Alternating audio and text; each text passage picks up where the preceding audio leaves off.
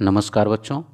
आज हम कक्षा 7 की हिंदी के पाठ 15 मीराबाई द्वारा रचित भोर और बरखा नामक पाठ पर आधारित प्रश्नोत्तर का अध्ययन करेंगे। पिछले वीडियो में आपने भोर और बरखा पाठ का भावार्थ पढ़ा था, तो इस वीडियो में हम देखेंगे इस भोर और बरखा नामक पाठ पर आधारित जो प्रश्नोत्तर हैं। लेकिन इनका प्रश्नोत्तर पढ़ने से पहले हम आपको बता दें कि यदि इस चैनल को अभी तक आपने सब्सक्राइब नहीं किया है तो चैनल को सब्सक्राइब अवश्य कर लें, बेल आइकन दबा दें, जिससे कि आपके सिलेबस से संबंधित वीडियो अपलोड होते ही उसका नोटिफिकेशन आपके पास पहुंच जाए। वीडियो को अधिक से अधिक लाइक और शेयर करें, जिससे कि आपके दोस्त भी इस वीडियो का पूरा लाभ ले सकें। तो आइए हम देखते हैं इस पाठ पर आधारित जो पहला प्रश्न है। एक मिनट, ये देखिए पहला प्रश्न कह रहा है कि सही विकल्प पर सही का निशान लगाइए। तो सही विकल्प पर सही का निशान लगाने के लिए देखिए पहला प्रश्न कह रहा है गोपियाँ मथ रही हैं दही, मक्खन अथवा दूध। तो यहाँ हो जाएगा गोपियाँ दही मथ रही हैं। दूसरा, ग्वाल बाल कर रहे हैं ग्वाल बाल मिल करत कोलाहल। तो ग्वाल बाल कोलाहल कर रहे हैं। चारों दिशाओं से आए हैं, उमड़ घुमड़ चहुदिश से आया। तो बादल आए हैं, पहला विकल्प सही होगा। घा है बादल से बूंदें बरस रही हैं, बड़ी बड़ी नन्ही नन्ही या पतली पतली। तो नन्ही नन्ही बूंदन में यहाँ बरसे, कविता में आपने पढ़ा है। तो नन्ही नन्ही बूंदें बरस रही हैं। इस तरह से ये इसका उत्तर जो है वो सही हो जाएगा, ठीक है ना। यानी एक मिनट हम देखते हैं ये। चलिए, तो पहले का दही, दूसरे में कोलाहल, तीसरे में बादल और घा में नन्ही नन्ही, ये विकल्प हमारा सही होगा। ओके, अब आइए हम देखते हैं इसका दूसरा प्रश्न। दूसरा प्रश्न कह रहा है नीचे लिखे पद्यांश को पढ़कर दिए गए प्रश्नों के उत्तर दीजिए। तो आइए हम इस पद्यांश को पहले पढ़ लेते हैं। पद्यांश कह रहा है बरसे बदरिया सावन की मन भावन की, सावन में उमगो मेरो मनवा भनक सुनी हरि आवन की। उमड़ घुमड़ चहुदिश से आया, दामिन दमके झरलावन की। नन्ही नन्ही बूंदन में हा वरसें, शीतल पवन सुहावन की। मीरा के प्रभु गिरधर नागर, आनंद मंगल गावन की। तो इसका हम पहला प्रश्न देखते हैं। इस पर आधारित जो हमारा पहला प्रश्न है का, इस पद में किस ऋतु का वर्णन हो रहा है। तो बच्चों इस पद में वर्षा ऋतु का वर्णन हो रहा है। इसका उत्तर हो जाएगा पहले का, यानी दूसरे प्रश्न के का इस पद में किस ऋतु का वर्णन हो रहा है। इस पद में वर्षा ऋतु का वर्णन हो रहा है। खा प्रश्न हम देखते हैं मीरा को किसके आने की भनक लगी। तो मीरा को कृष्ण के आने की भनक लगी। उससे क्या हुआ, उससे मीरा का मन उमंग से भर गया, अर्थात मीरा जी अत्यधिक प्रसन्न हो गई। तीसरा गा कह रहा है मीरा को सावन मन भावन क्यों लगने लगा। मीरा को सावन मन भावन इसलिए लगने लगा क्योंकि जब उन्होंने कृष्ण के आने का समाचार सुना, ठीक ना। तो इसके उत्तर में हम लिख देंगे कि जब मीरा ने कृष्ण के आने का समाचार सुना तो उन्हें मन सावन जो है वो बहुत ही सुंदर यानी मन भावन लगने लगा। इसका घा देखते हैं पद के आधार पर सावन की विशेषताएं लिखिए। देखिए सावन की विशेषताएं होती हैं कि सावन का मौसम बहुत ही सुहावना होता है, गर्मी कम हो जाती है, ठीक है ना, शीतल हवा चलने लगती है, आकाश में बादल छा जाते हैं, आकाश में बिजली चमकने लगती है और नन्ही नन्ही बूंदें पड़ने लगती हैं। तो ये सावन की विशेषताएं इस पद के आधार पर है। ओके, तो आइए अब हम इस पाठ का अगला प्रश्न देखते हैं। तीसरा प्रश्न कह रहा है नीचे लिखे प्रश्नों के उत्तर दीजिए। जिसमें पहला प्रश्न है का मीरा ने कृष्ण को गौवन के रखवारे क्यों कहा है। मीरा ने कृष्ण को गौवन के रखवारे क्यों कहा है। देखिए मीरा ने कृष्ण को गौवन के रखवारे इसलिए कहा है क्योंकि वे गायों की रक्षा करने वाले हैं। ठीक ना, इसलिए मीरा ने कृष्ण को गौवन के रखवाले कहा है। इसका खा है, क्या आपने कभी अपने छोटे भाई बहनों को जगाया है? यदि हाँ तो कैसे? हाँ, मैंने भी अपने छोटे भाइयों को और बहनों को जगाया है। यदि हाँ तो कैसे? हमने भी उन्हें बड़े प्रेम से कि भैया उठो, सुबह हो गई है, सूर्य निकल आया है, चिड़ियाँ बोलने लगी हैं, सब लोग जग गए हैं, अब केवल तुम ही सो रहे हो, इसलिए अब तुम भी उठ जाओ। इस तरह से हम भी अपने छोटे भाइयों बहनों को जगाते हैं। गा है, वर्षा ऋतु आपको कैसी लगती है? वर्षा में भीगना और खेलना आपको कैसा लगता है? वर्षा ऋतु हमें भी मनभावन लगती है, अर्थात बहुत ही सुंदर लगती है। वर्षा में भीगना और खेलना आपको कैसा लगता है?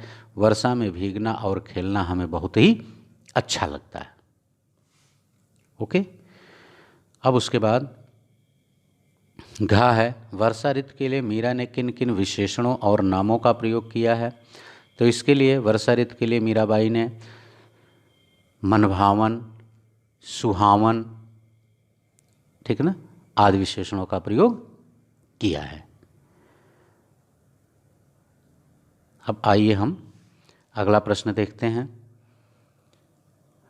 अगला प्रश्न हमारा कह रहा है कि नीचे लिखी कविता पंक्तियों का आशय स्पष्ट कीजिए। यानी जो ये 3 पंक्तियां का, खा, गा आपको दी गई हैं, आपको इनका आशय बता देना है।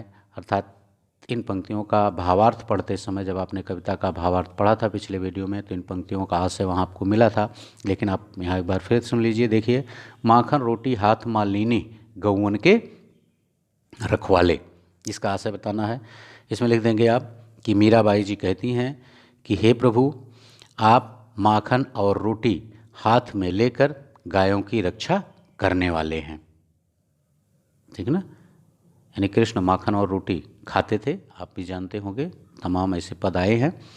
तो माखन रोटी आप हाथ में ले करके और गायों की रक्षा करने वाले हैं। खा कह रहा है, मीरा के प्रभु गिरधर नागर शरण आया को तारे। मीराबाई जी कहती हैं कि हे प्रभु, आप गिरधर नागर हैं और आप अपने शरण में आए हुए व्यक्ति का उद्धार करते हैं। गा है, उमड़ घुमड़ चौंदिस से आया दामिन दम के झर लावन की। इसमें मीराबाई जी कहती हैं कि वर्षा की झड़ियाँ लाने वाले, ठीक ना, झर लावन की मैंने वर्षा की झड़ियाँ लाने वाले बादल उमड़ घुमड़ कर चारों दिशाओं से आकाश में आ गए हैं और दामिन दम कर तथा बिजली चमक रही है। ओके बच्चों, तो ये था हमारा प्रश्न जो पाठ पर आधारित थे। अब आइए हम आगे देखते हैं इसके भाषा और व्याकरण पर आधारित जो प्रश्न है, भाषा सरिता पर आधारित। इन प्रश्नों का उत्तर हम देख लेते हैं। देखिए, श्री कृष्ण को गौवन के रखवारे कहा गया है, जिसका अर्थ होता है गौओं का पालने वाला। इसके लिए एक शब्द होगा गोपालक। उसी प्रकार नीचे लिखे शब्दों के लिए एक शब्द लिखना है। जैसे इसमें पहला है घन के समान श्याम, तो इसके लिए एक शब्द आपका हो जाएगा घन श्याम। इसके लिए एक शब्द हो जाएगा घन श्याम। दूसरा है यशोदा का नंदन, तो इसके लिए आपका एक शब्द हो जाएगा यशोदा नंदन। यशोदा नंदन, क्योंकि वह एक शब्द आपको लिखना है। उसी तरह से हमारा गा हो जाएगा मुरली धारण करने वाला, तो इसके लिए एक शब्द हो जाएगा मुरलीधर। मुरलीधर, ठीक। घा है गोवर्धन पर्वत को उंगली पर धारण करने वाला, तो इसके लिए हो जाएगा एक शब्द गोवर्धनधारी। गोवर्धनधारी, ठीक है बच्चों। तो ये था हमारा भाषा और सरिता का पहला प्रश्न। इसके लिए हम एक शब्द वाक्यांश के लिए लिख चुके हैं। आइए अब हम अगला प्रश्न देखते हैं। ओके, भाषा और व्याकरण का। देखिए, भाषा और व्याकरण का ये जो दूसरा प्रश्न है, ये कह रहा है जब एक शब्द 2 बार प्रयुक्त होता है तो उसे पुनरुक्ति शब्द कहते हैं, यानी पुनः उक्ति हुई है उसकी। उसी प्रकार से नीचे लिखे संज्ञा तथा विशेषण शब्दों की पुनरुक्ति करते हुए एक एक वाक्य बनाना है आपको यहाँ। जैसे पहला है मीठी मीठी, तो इसके लिए आप जब वाक्य बनाएंगे तो हो जाएगा मीठी मीठी यादें आ रही हैं, ठीक है ना, तुम्हारी मीठी मीठी यादें मुझे आ रही हैं, एक वाक्य बन गया। उसी तरह से खा है फूल फूल, बगीचे का फूल फूल झूम रहा है, बन गया वाक्य। गा पके पके, आम पके पके से दिखाई दे रहे हैं, ठीक। अगला है गांव गांव, गांव गांव में सड़कें बन गई हैं। अगला अंगा है ठंडी ठंडी, ठंडी ठंडी हवा चल रही है, ठीक। तो ये था हमारा दूसरा प्रश्न। आइए अब हम इसका भाषा और सरिता का तीसरा प्रश्न देखते हैं। तीसरा प्रश्न कह रहा है नीचे लिखे शब्दों के दो दो पर्यायवाची शब्द लिखे। यहाँ दो दो पर्यायवाची लिखना है। जैसे रजनी है तो रजनी का हो जाएगा रात और निशा, एक मिनट, रजनी का हो जाएगा रात और निशा, ये दो पर्यायवाची इसके हो गए रजनी के। अगला है घर का, घर का हो जाएगा गृह और भवन, ये दो पर्यायवाची इसके हो गए। नर का, नर का हो जाएगा मनुष्य और मानव, मनुष्य और मानव, ये माँ होगा। और उसके बाद छा का हो जाएगा मेह, मेह का हो जाएगा बादल और जलद, बादल और जलद, ये दो पर्यायवाची हो गए इसके। अब उसी तरह से हम देखते हैं खा भोर का, भोर का हो जाएगा प्रातः और सुबह, ये दो पर्यायवाची हो जाएंगे भोर के। उसी तरह से सुर का, सुर का हो जाएगा देव और अमर, देव और अमर।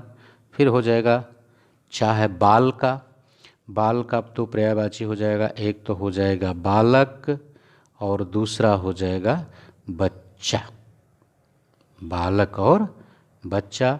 उसी तरह से पवन का, पवन का दो पर्यायवाची हो जाएगा, एक तो हो जाएगा हवा, दूसरा हो जाएगा वायु। ओके बच्चों, तो ये था हमारा भोर और बरखा पाठ पर आधारित प्रश्नोत्तर। लेकिन यदि अभी तक आपने इस चैनल को सब्सक्राइब नहीं किया है तो चैनल को सब्सक्राइब अवश्य कर लें, बेल आइकन दबा दें और वीडियो को अधिक से अधिक लाइक और शेयर करें। नेक्स्ट वीडियो में हम पुनः आपके समक्ष अगला चैप्टर लेकर उपस्थित होंगे। Okay, thank you.